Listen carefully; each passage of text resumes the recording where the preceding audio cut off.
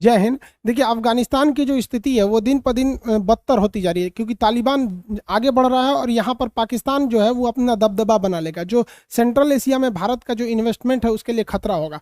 यहाँ पाकिस्तान जो है ना वो दोहरी नीति को चलता है। पाकिस्तान का कहना है कि जब अफगानिस्तान के अंदर अगर तालिबान जाता है तो वो अच्छा है, वो सही करता है, गुड टेररिज्म है।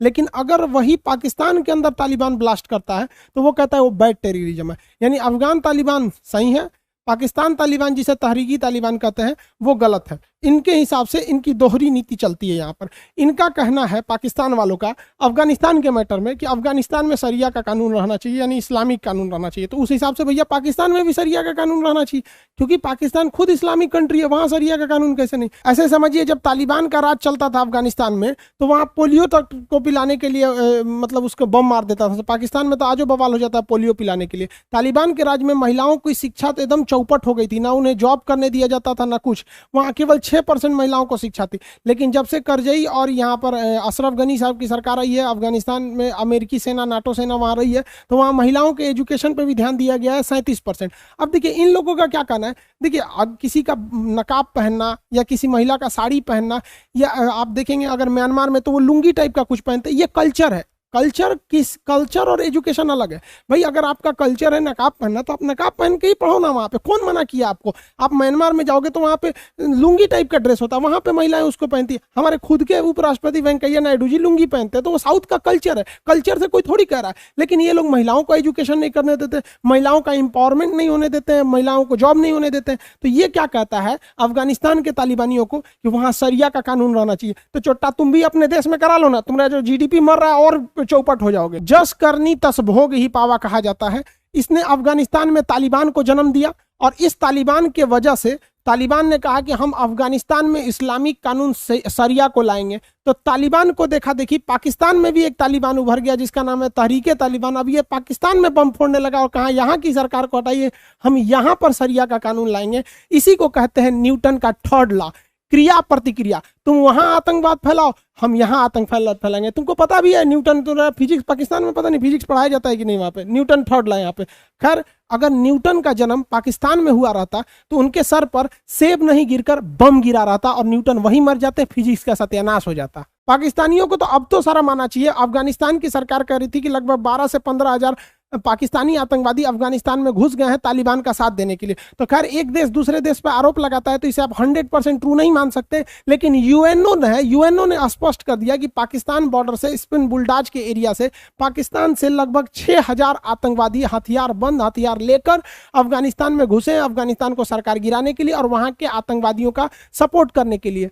चोर के घर में भी कभी कभी चोरी हो जाता है। पाकिस्तान में आतंकवाद को फैलाया, वहीं पे उसके यहाँ भी हो गया। हाफिज सईद के घर के पास भी कोनो बम फोड़ के चल गया। अब इसमें भी अलग अलग विचारधारा है कि हम अच्छा से शरिया लगाएंगे, तुम अच्छा सा मतलब वो लगा, मतलब इन लोग के मतलब क्या पता है कुछ दिन बाद ये भी लड़ाई अपने में लड़ेगा सब यहाँ पर। और दूसरा ये लोग जूझ रहे हैं लोग पेगासस सॉफ्टवेयर को लेकर कि भाई किसकी स्पाइंग हुई है।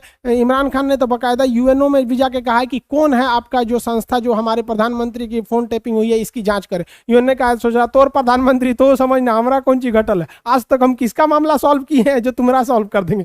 कश्मीर तो आज ले अटकले। तो पाकिस्तान में जैसे जैसे आप देखेंगे अफगानिस्तान में तालिबान मजबूत होगा वैसे वैसे पाकिस्तान में भी तहरीके तालिबान मजबूत होगा। तहरीके तालिबान ने अब पाकिस्तान के सेना पर भी हमला करना चालू कर देते, कहते तुम भगो यहाँ पे, हम लोग हैं यहाँ पर, शरिया का कानून लागू हो गया यहाँ पर। इन्होंने 15 जवानों को मार दिया पाकिस्तान के। भाई आतंकवाद कहीं भी गलत है, हम हिंदुस्तान वाले, आतंकवाद कहीं भी होगा तो गलत होगा, लेकिन ओरिजिन इसने तो खुद ही कर रखा है तो भुगतेगा कौन, दूसरा कोई तो भुगतेगा नहीं। अब इसका बहुत ज्यादा खामियाजा पाकिस्तान की इकोनॉमी को उठाना पड़ता है। पाकिस्तान के नॉर्दर्न एरिया में वर्ल्ड बैंक और चाइना की फंडिंग से एक हाइड्रो इलेक्ट्रिक पावर प्लांट बन रहा था जिसका नाम था दासू डैम। ये दासू डैम में चाइनीज वर्कर बहुत ज्यादा काम कर रहे थे, मेन चाइनीज ही कंपनी ली थी। लेकिन चाइनीज वर्करों के ऊपर भी जो बस से उनको ले जाया जा रहा था उस बस में ब्लास्ट हो गया। उसमें शुरुआत में कुछ इंजर्ड थे लेकिन 9 चाइनीज वर्कर मारे गए और बहुत सारे घायल भी हो गए। तो शुरुआत में तो पाकिस्तान ने कहा कि इसमें सीएनजी ब्लास्ट हो गया ऐसे ऐसे, लेकिन चाइना ने पूरा दबाव बनाया। चाइना की मीडिया ग्लोबल टाइम्स ने दबाव बनाया कि नहीं इसकी प्रॉपर इन्वेस्टिगेशन होनी चाहिए कि आखिर क्या है और पाकिस्तान इसका जवाब दे कि वो चाइनीज सोल्जर के सेफ्टी के लिए क्या कर रहा है। तो पाकिस्तान ने कहा कि हम चाइनीज सोल्जर की सेफ्टी के लिए 15,000 पाकिस्तानी फौज तैनात किए। कितनी शर्म की बात है एक देश के लिए कि वहां कोई विदेशी वर्कर काम कर रहा है तो उसके लिए 15,000 जवान तैनात करना पड़ता है। हिंदुस्तान में पाकिस्तान के लोग भी अगर घूमने आएंगे ना तो यहाँ कोई उनको बम से नहीं उड़ाने वाला है यहाँ पर, बशर्ते तुम कुछ मतलब शांति से घूमने आओ, ताजमहल देखने आओ, हमारे यहाँ एक से एक चीज है, लाल किला आओ, दक्षिण में एक से एक घूमने की जगह आओ, घूम फिर के नॉर्मल जाओ, कोई दिक्कत नहीं। वैसे भी पाकिस्तानी भारत में आते हैं इलाज कराने के लिए, हार्ट की सर्जरी, कैंसर का, क्योंकि यहाँ की मेडिकल बहुत सस्ती है। बट ऐसा कहीं नहीं होता, हमारे यहाँ बहुत सारे नेपाल के लोग हिंदुस्तान, नॉर्थ जितने भी हिंदुस्तान में, दिल्ली, यूपी, बिहार, ये सब में ज्यादातर चाउमीन बनाने का काम नेपाल के लोग करते हैं और बखूबी आराम से अपनी जिंदगी बिताते हैं। ठंडी के दिन में कंबल बेचने आते हैं। क्या हमारी सेना 15,000 फौज लगी रहती है इनको, इनकी सेफ्टी के लिए? कभी ऐसा हो ही नहीं सकता। इवन अगर चाइनीज भी हमारे यहाँ व्यापार करते हैं, उनको भी ऐसा दिक्कत नहीं है। तो हम लोग को सोचिए ये कैसे देश में रह रहे हैं कि जो देश, मतलब ये साले किसी के नहीं होंगे पाकिस्तान वाले। चाइना जितना मदद पाकिस्तान की किया उतना कोई नहीं कर सकता। सोचिए यार, चाइना वाले तो पाकिस्तान के बच्चे पैदा होने में भी मदद कर रहे हैं वहां पे, कि वो कहते हैं कि भाई तुम लोग ड्यूटी करो, हम जाके तुम्हारे बदले में कर देते हैं। इतना मदद करते हैं चाइना वाले, फिर भी ये लोग उड़ा देते हैं। अब चाइना ने दबाव बनाया, कहा कि आप मिलिट्री बढ़ाइए, ये कीजिए, तो उसने कहा नहीं ऐसा कुछ नहीं है। तब तक कराची में भी एक ब्लास्ट हो गया। मतलब उत्तर, दक्षिण, पूरब, पश्चिम हर जगह चाइनीजों को मारा जा रहा है। तहरीके तालिबान, ये तो भारत के लिए ठीक ठाक है। तहरीके तालिबान का चाइना के ईस्ट तुर्किस्तान एक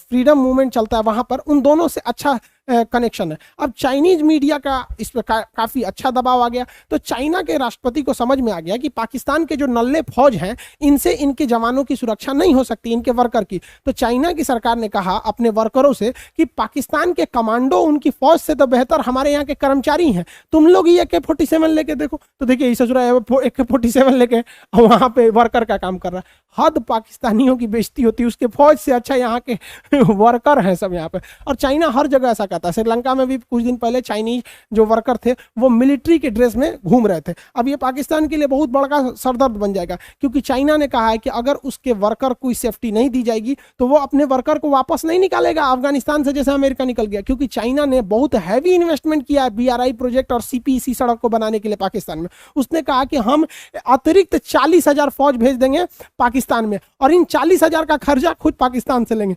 पाकिस्तान ससुरा पगला गया है, चारों ओर से हमारा लुटेगा सब।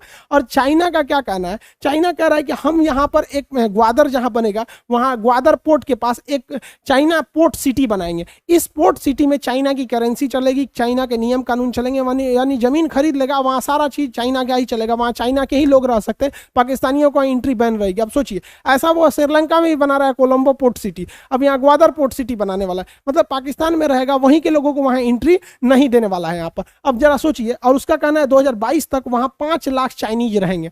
अब इसमें क्या गारंटी है जो चाइनीज वर्कर के शक्ल में आए हैं वहां के फौजी नहीं है? क्योंकि चाइना में हर इंसान को, मतलब जितने होता है, कम्युनिस्ट पार्टी की सदस्यता लेनी होती है उसके हर फौज को, और इवन सिविलियन को भी। तो जो इंसान कम्युनिस्ट पार्टी का सदस्य है वो ऑटोमेटिक चाइना की फौज का सदस्य हो जाता है। तो 5 लाख सिविलियन रहेंगे, इसमें से चाइना कम से कम 50,000 फौज को घुसा देगा और आराम से इजीली घुसा सकता है। अब चाइना, पाकिस्तान के पास 4.5 लाख फौज है, 5 लाख विदेशी को ले लेगा। इस गधे को पाकिस्तान को समझ में नहीं आता। इन सब के यहाँ पढ़ाई लिखाई होता नहीं ना। हम लोग के हिस्ट्री में हम लोग क्या पढ़ाते हैं कि सहायक संधि जो थी, सहायक संधि जो है, सब्सिडियरी अलायंस, ये भारत में सबसे बेहतरीन ढंग से लागू किया था, लॉर्ड वेलेजली ने लागू किया था।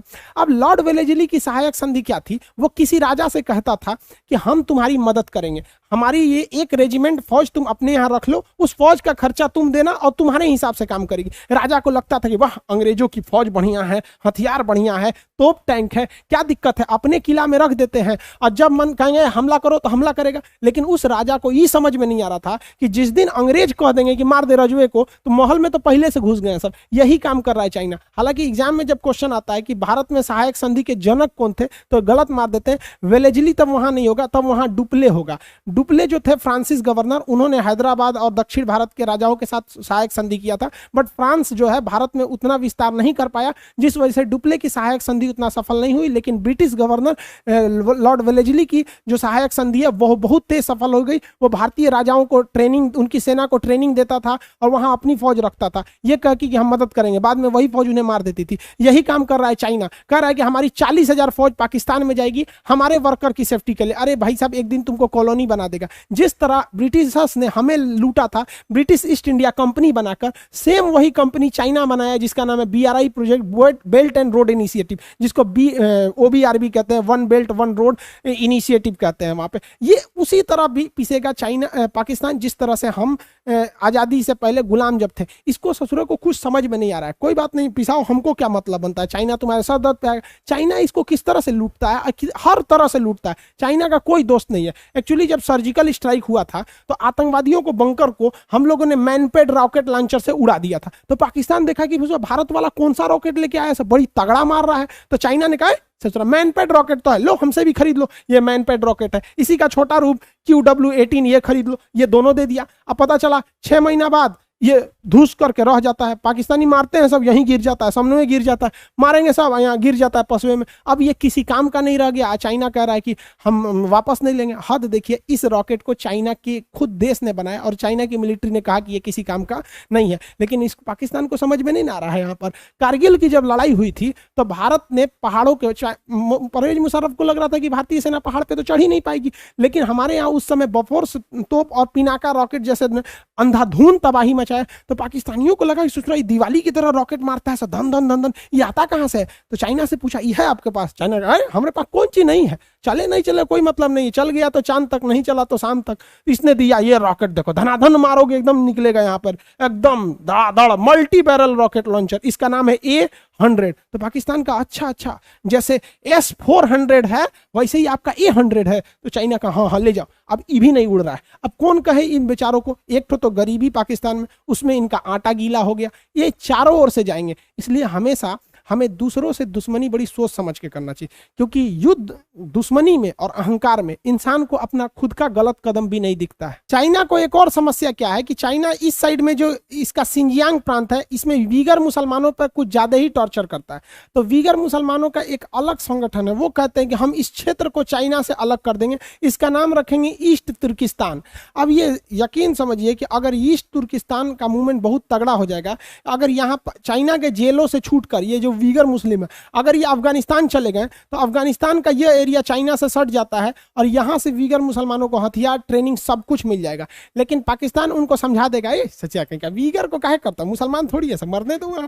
यहाँ पर भी इन लोग की एक कैटेगरी है कि किस मुसलमान को बचाएंगे या किसको नहीं बचाएंगे। वीगरों के लिए कोई आवाज नहीं उठाता, जबकि सबसे ज्यादा टॉर्चर यही होते हैं। तो चाइना ने क्या कहा है, चाइना की विदेश नीति में शर्म नाम का कोई चीज नहीं होता है। देखिए, वो आतंकवादियों को अपने प्रधानमंत्री के साथ बैठाया है। सोचिए, तालिबान के आतंकवादियों को प्रधानमंत्री के साथ, और उसने कहा कि देख भाई, अफगानिस्तान में हम तालिबान को कुछ भी नहीं करेंगे, तालिबान तुम अच्छे से फल फूलो, पूरी दुनिया को बम मारो, बस एक काम करो, अपने तालिबानियों को कहना कि वीगर मुसलमानों को कुछ ना करे, क्योंकि इनको छोड़ दो वहां पर। तो ये कॉम्प्रोमाइज कराना चाहता है।